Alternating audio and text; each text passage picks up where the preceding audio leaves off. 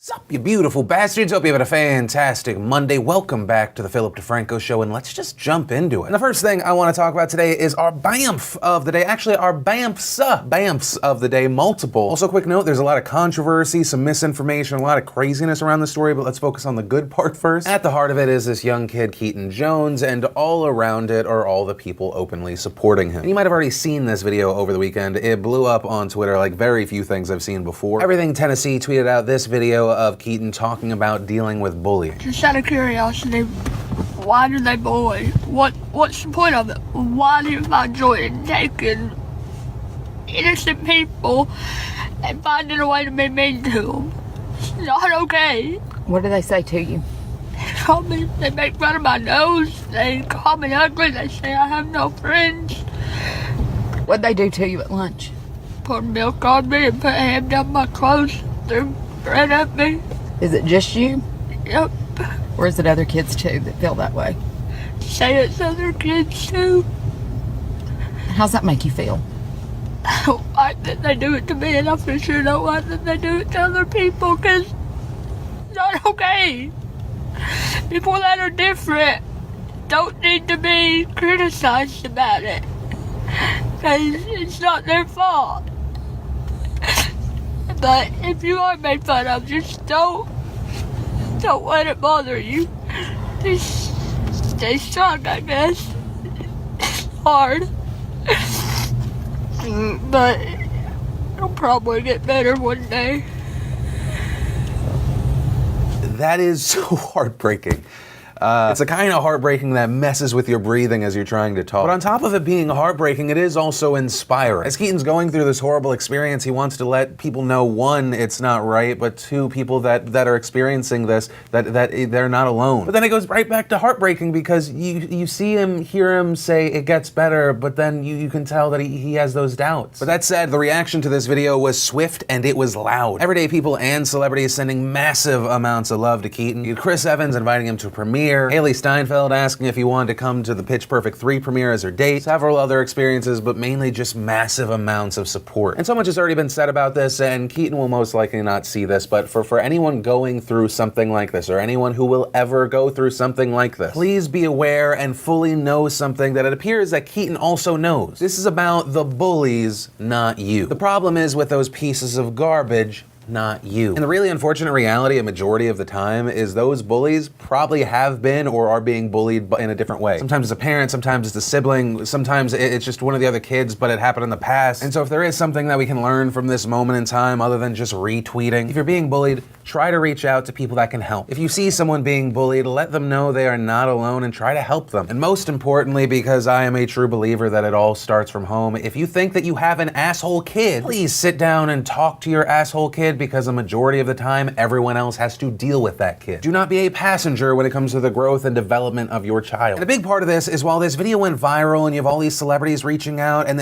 everyone cares now, eventually, like with every story, focus shifts. New stories come out, people are going to start looking to the next thing. And if changes aren't made, in the long term, nothing changes, either for Keaton, because those bullies are still there, and the countless other children that are currently in or will be in Keaton's position one day. Their bullies will remain as well. But all of that said, much love to Keaton, much love to people going through situations similar to Keaton, and my hope through all of this is that by all of us seeing something so heartbreaking, we try to make the future a little less so. Also, actually, last second update to this story, there is now some controversy. Some people are now going after Keaton's mother. People have been sharing posts from Kimberly Jones's page, some featuring the Confederate flag. 2 weeks after Charlottesville, a post that reads, "Dear butthurt Americans, if you aren't bleeding, no bones are sticking out, and you can breathe, stop crying. For the love, some folks clearly never picked a switch. And before y'all start talking to me about metaphorical, emotional, financial, or historical blood and brokenness, don't. Join a group." So you have some people saying that it's hypocritical of the mother to share this video of her son. People saying her post doesn't seem really open, really kind. Also, that Facebook page has since gone private. We've also seen allegations from MMA fighter Joe Schilling. He said, look at her Instagram post, she's just running a money scam. Really sad and disgusting. And then shares what he says is a DM conversation with the mother. Although a big thing to point out is I'm not sure he's actually talking to the mother. The first picture on that account that shows people, including a picture of Keaton, is from yesterday. So honestly, it could be anybody. But in that DM that Joe Schilling shared and has since blown up, the person claims claiming they're Keaton's mother, says, "What happened to us whites sticking together and helping one of another against the predator?" Schilling responds, "LOL, you dumb cunt. I got a viral video for your dumbass LO fucking L." And they respond, "Please, can you delete that, please?" But it's very possible that that's not Keaton's mother's account. Keaton Jones, who is Keaton's sister, she has responded saying, "That's not my mom's Instagram. Hers is private and she hasn't been posting anything." And when looking into it, even that gets confusing. There is a private Instagram account that has 126,000 followers, goes by the name of _TaylorMadeQ. It has a picture of the family. If you take a look at what that Instagram page looked like before the most recent changes, it looks like it's a different person, not Keaton Jones's mother. That's strange. I've also seen people critical of there being a GoFundMe for this family. I do want to point out there it was started by a third party, and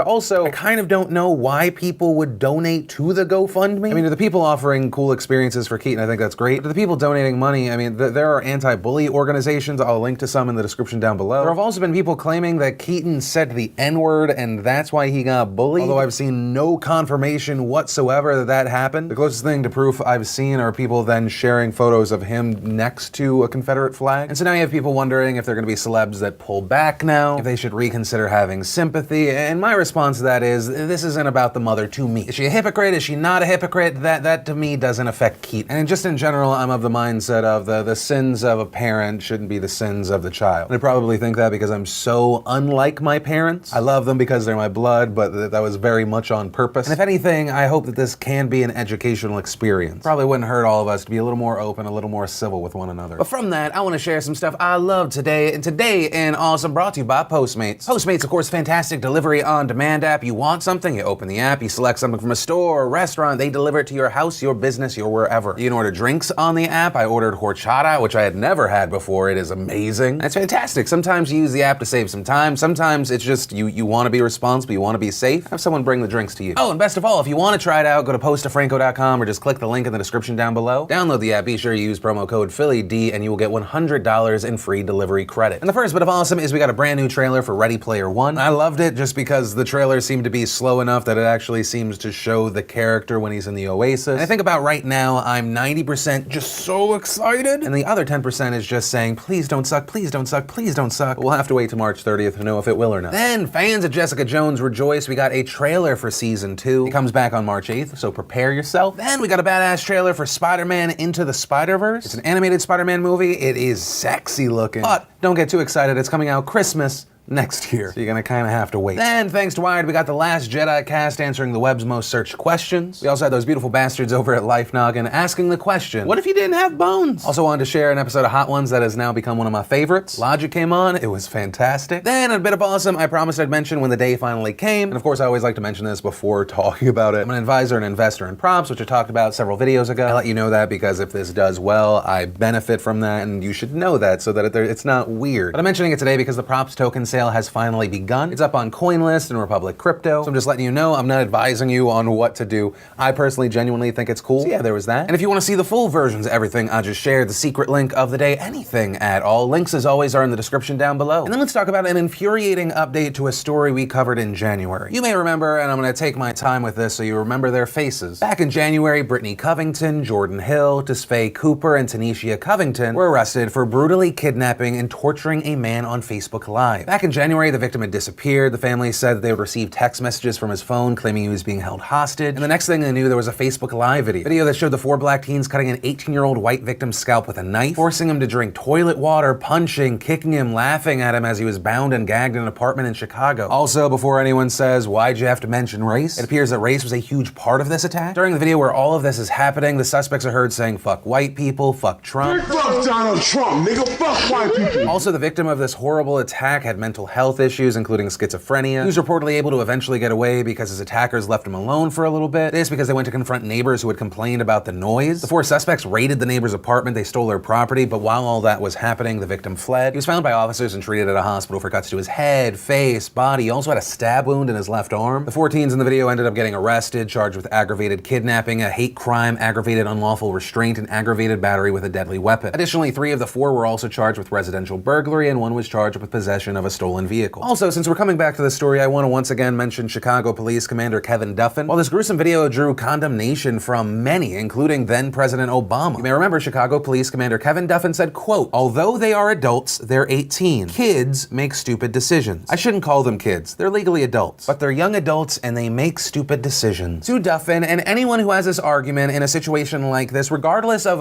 race, who's what, kids make stupid decisions should not be something you say when you have 4 people kidnapping, seemingly torturing, at one point stabbing, when they're shouting stuff that sure as hell makes it seem like it's a hate crime. The response shouldn't be, "Well, kids." That kind of response out of Kevin Duffin makes me go, what the hell was Duffin doing when he was 18? But here we come to the big updates. Brittany Covington, the woman filming, the woman narrating the attack on video. She's been behind bars since her arrest in January. On Friday, she pled guilty to aggravated battery, intimidation, hate crime charges. And as part of the deal she made, prosecutors dropped additional charges, including kidnapping. And while County Circuit Judge William Hooks called the crime horrific, he then sentenced Covington to just 4 years probation. She's also been ordered to complete 200 hours community service. She's prohibited from contact with 2 of the other suspects. She's been banned from all forms of social media for 4 years. Hooks also told Covington he could have imposed a prison sentence, but added, "I'm not sure if I did that, you'd be coming out any better." Adding he hoped the strict terms of probation would put Covington on a more productive life path. But he did warn her that she would face prison time if she violated any of the restrictions. And my response to this is, really? Her punishment is community service, having to stay away from 2 people, and not using the thing that she used that exposed that she committed a crime. That's the punishment you give a participant of a hate crime involved in the beating and stabbing of a young man with mental issues. How can you expect to do damage to bigotry if you are not attacking bigotry on all fronts? How can you expect people to respect the justice system when you provide none? When this woman and potentially the other 3 who will remain in custody and their cases are still pending, whenever they wind up in this position once again,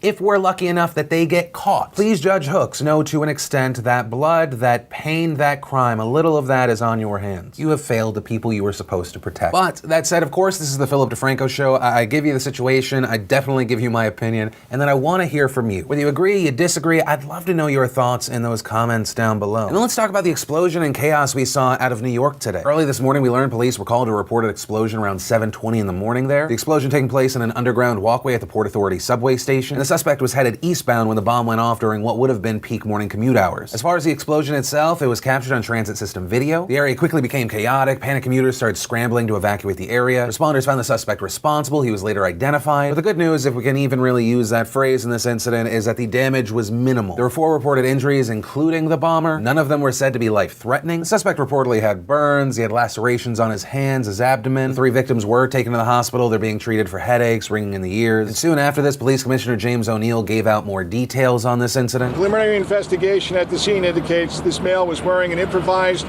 low-tech explosive device attached to his body. He intentionally detonated that device. Later, when O'Neill was asked if this attempted bomber was connected to ISIS, O'Neill responded he did make statements, but we're not going to talk about that right now. But at the same time, we did have New York City Mayor Bill de Blasio calling it terrorism.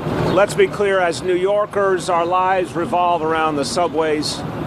When we hear of an attack in the subway, it's incredibly unsettling.